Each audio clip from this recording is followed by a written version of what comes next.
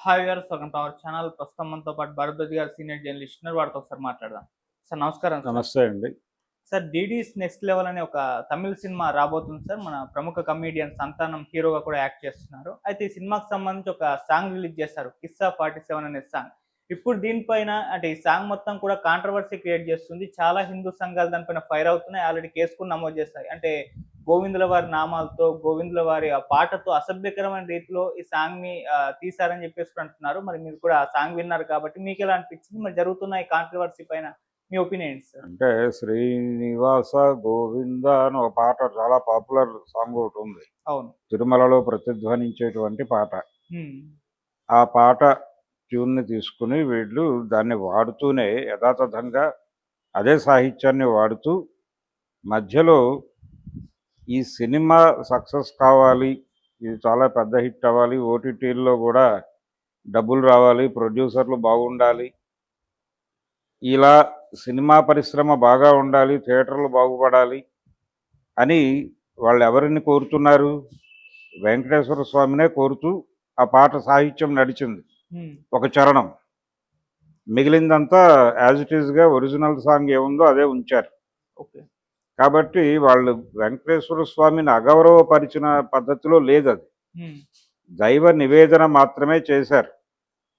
ఇలాంటి వాటికి అంటే ప్రతిదానికి ఇలా రియాక్ట్ అవ్వటం అనేది ఇబ్బందికరంగా మారుతుంది. ఈ రియాక్ట్ అవ్వటము, దాని గురించి మాట్లాడటము, ఇది అది ఆ మతం తాలూకా రెసిడ్‌నెస్‌ని తెలియజేస్తుంది. ఇది వాళ్ళు యాక్టివిజం అనుకుంటున్నారు.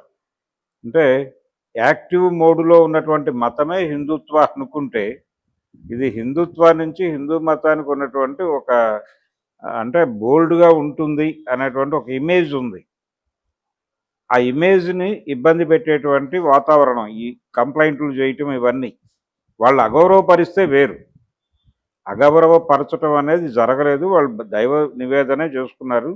సినిమా పరిశ్రమ బాగుండాలి, థియేటర్లకు జనాలు రావాలి, సినిమాకి 4 డబ్బులు రావాలి, ఓటీటీలో మంచి రేట్లకు అమ్ముడుపోవాలి, శాటిలైట్ రైట్స్ రావాలి అని కోరుతూ ప్రొడ్యూసర్ బాగుపడాలి. ఇదంతా కూడా దయచేయి వెంకటేశ్వర అని చెప్పి కోరుకున్నారు. అది తప్పేం కాదు. దాన్ని అనవసరంగా గొడవ చేసి బహిరంగపరిచి అదేదో వెళ్ళి కేసులు పెట్టి దాన్ని రాద్ధాంతం చేసి ఆ సినిమాకి ఏదో అంటే ప్రమోషన్కి ఉపయోగపడుతుంది.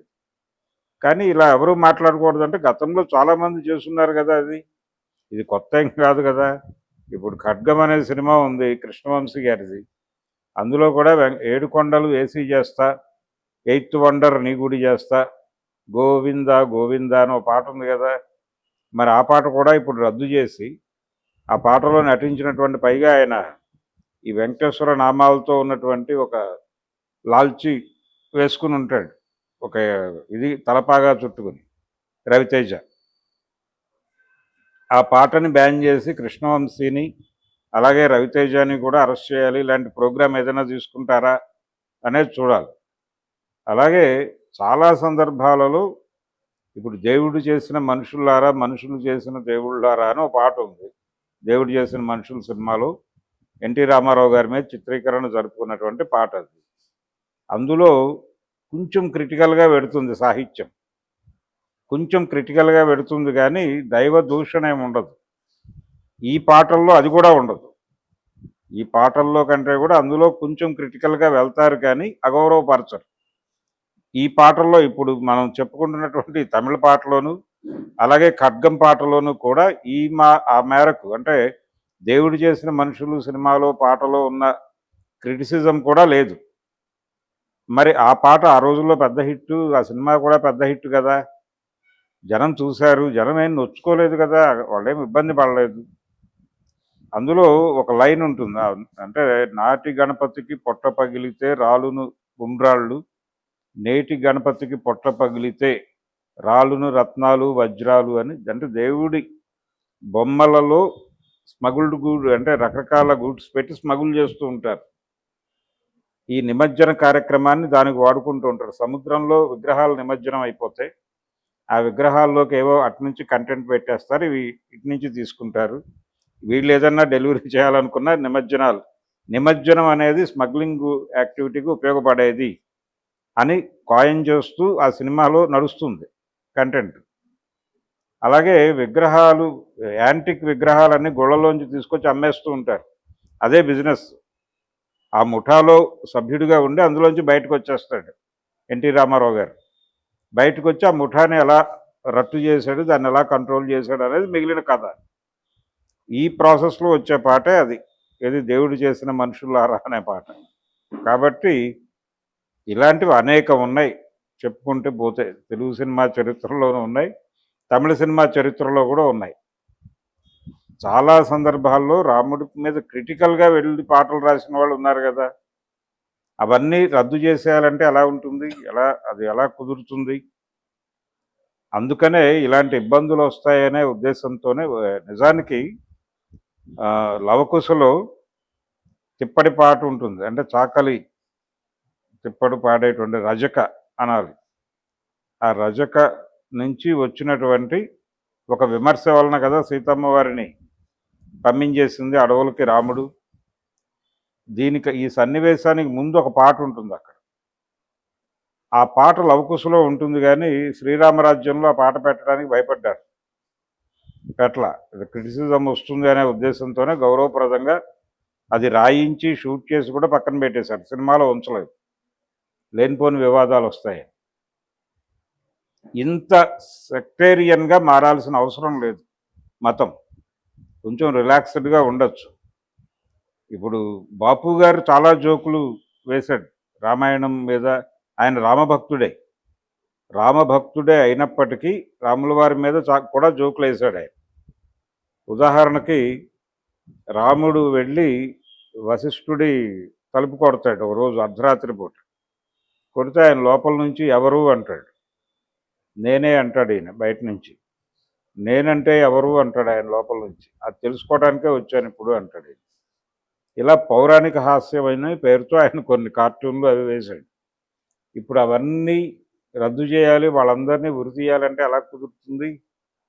అందుకని వాళ్ళు అగౌరవపరిచారా లేదా అనేది చెక్ చేసుకోవాలి. అగౌరవపరచలేదు, ఆ పాటలోనూ అగౌరవపరచలేదు, ఖడ్గం పాటలో కూడా అగౌరవపరచలేదు. క్రిటికల్గా వెళ్ళే ప్రయత్నం కూడా వీళ్ళు ఎవరూ చేయలే, భక్తి ప్రపత్తులతోనే ఉన్నారు. కాబట్టి ఇప్పుడు మీరు డిస్టర్బ్ చేసి వాళ్ళని టార్గెట్ చేస్తే వాళ్ళు పారిపోతారు ఇక్కడ నుంచి. అలా బెదరగొట్టి భయపెట్టి టెర్రరైజ్ చేయటం కరెక్ట్ కాదు. టెర్రరైజ్ చేయటము అనేది మతం తాలూకా లక్ష్యం కాకూడదు, ఇది మానుకోవాలి. అలాగే వీళ్ళకు ఉన్నటువంటి భక్తి ఇంకొకటి ప్రాణ సంకటంగా మారకూడదు. అవతల వాళ్ళని కలుపుకుని వెళ్ళాలి, లేకపోతే ఇలాంటివి వద్దయ్యా అని సలహా సూచనగా చెప్పాలి. ఇలాంటివి జరుగుతున్నాయని ఎక్కడైనా మీరు ప్రెస్ మీట్ పెట్టి ఆవేదన వ్యక్తం చేయండి, అంతవరకు. కేసులు పెట్టి వీళ్ళని ఆపేయాలి, సినిమా ఆపేయాలి, వాళ్ళని అరెస్ట్ చేయాలి, ఈ గొడవ అనవసరం. ఇది వాంటెడ్గా చేస్తున్నట్టుగా కనిపిస్తోంది. ఈ పోకడల నుంచి బయటకు రావాలి ముందు. హిందూ మతం అనేది ఈ పోకడల నుంచి బయటకు రాగలిగితే అది నలుగురిని కలుపుకుని వెళ్ళగలుగుతుంది. అకామిడేటివ్గా ఉండాలి ఏదైనా సరే, రిజిడ్గా ఉండకూడదు. ఆ రిజిడ్నెస్ అనేది పెరుగుతోంది, ఇది అసహనంగా మారుతోంది, ఇది ఇబ్బందికరం. ఇక్కడ అసహనం అంటే మెజారిటీ మతంలో అసహనం పెరిగితే మైనారిటీల్లో కూడా అసహనం పెరుగుతుంది. ఇది సామాజిక వాతావరణాన్ని కలుషితం చేస్తుంది. అందుకని ఈ తరహా ధోరణులు ఆపాలి. ఇది సినిమా పెద్దలు పూనుకుని మాట్లాడాలి ధైర్యంగా దీని మీద యుద్ధం చేయాల్సిన అవసరం ఉంది. ఈ పోకడల మీద సరెండర్ అయితే వాళ్ళు మరింత రెచ్చిపోతారు. మేము ఆ పాట తీసేస్తామండి, సారీ అండి అని నంగిగా మాట్లాడితే వాళ్ళు మరింత రెచ్చిపోతారు. కాబట్టి అక్కర్లేదు, విషయం అర్థం చేయించి ముందుకు వెళ్ళటమే. ఇప్పుడు చాలా సందర్భాల్లో సాయిబాబా మీద పాట పెట్టాడు ఆయన రామారావు గారు, ఆ కోడలు దిద్దిన కాపురం సినిమాలో. సెన్సార్ వాళ్ళు అభ్యంతరం పెడితే ఆయన ఆర్గ్యూ చేశాడు, వెళ్ళాడు, కమిటీకి వెళ్ళాడు, ఆయన ఆర్గ్యుమెంట్ ఆయన చెప్పుకున్నాడు, సర్టిఫికెట్ తెచ్చుకున్నాడు. కాబట్టి ఆ ఫైటింగ్ నేచర్ కావాలి. సరెండర్ అయితే చంపేస్తాడు. అందుకని ముందు దాన్ని ఎక్స్పోజ్ చేయాలి. మేము అగౌరవపరిచింది అక్కడ సినిమా బాక్సులు తీసుకెళ్ళి దేవుడి ముందు పెట్టి ప్రార్థన చేస్తారు. సినిమా ముహూర్తంలో వచ్చి వెంకటేశ్వర పటం ముందే పెట్టి వాళ్ళు పూజలు అవి చేస్తారు. ఆ క్లాప్ బాక్స్ ఇవన్నీ ఎందుకు చేస్తారు? భక్తితోనే కదా. పైగా సినిమా అంటేనే భక్తి. సినిమాలో పనిచేసే వాళ్ళకి, సినిమాల మీద బతుకుతున్న వాళ్ళకి భక్తి ప్రభావం చాలా ఎక్కువ ఉంటుంది. ఎందుకంటే సక్సెస్ రేట్ తక్కువ ఉన్నటువంటి ఇండస్ట్రీ కాబట్టి వాళ్ళు దేవుణ్ణి నమ్ముకుంటారు. రామానాయుడు గారు ఏ సినిమా తీసినా కానీ తీసుకెళ్ళి విజయవాడ కనకదుర్గ కొండ మీద ఆ బాక్స్ పెట్టి పూజ చేస్తే కానీ రిలీజ్కి వెళ్ళేవాడు కాదు. ఇలా ప్రతి ఒక్కళ్ళకి ఒక సెంటిమెంట్ ఉంది. అంటే ప్రేమ్ నగర్ సినిమా అక్కడ పెడితే పెద్ద హిట్ అయింది, ఇలాంటి సెంటిమెంట్ ఏదో ఉంది ఆయన. ఈ సెంటిమెంట్ ప్రకారం వెళ్ళిపోయేవాళ్ళు అందరూ. కాబట్టి దీన్ని అనవసరంగా రాద్ధాంతం చేయటం వల్ల హిందూ మతం పలచన అవుతుంది. హిందూ మతాన్ని పలచన చేయటం అనేది ఆపేసి అది చాలా విశాల తత్వం కలిగినటువంటి నలుగురిని అకామిడేట్ చేసుకుని వెళ్ళేటువంటి ఒక ఉదారమైనటువంటి మతంగా ఉంది అనేటువంటి వాతావరణం కల్పించాల్సిన అవసరం ఉంది. అది హిందూ మతం హిందుత్వ అనే ప్రమాదం నుంచి హిందూ మతాన్ని కాపాడుకోవాల్సిన అవసరం ఉందని గుర్తించి ఇప్పుడు ఎవరైతే దీని గురించి మాట్లాడుతున్నారో వాళ్ళతో ఫైట్ చేయాల్సిన అవసరం ఉంది.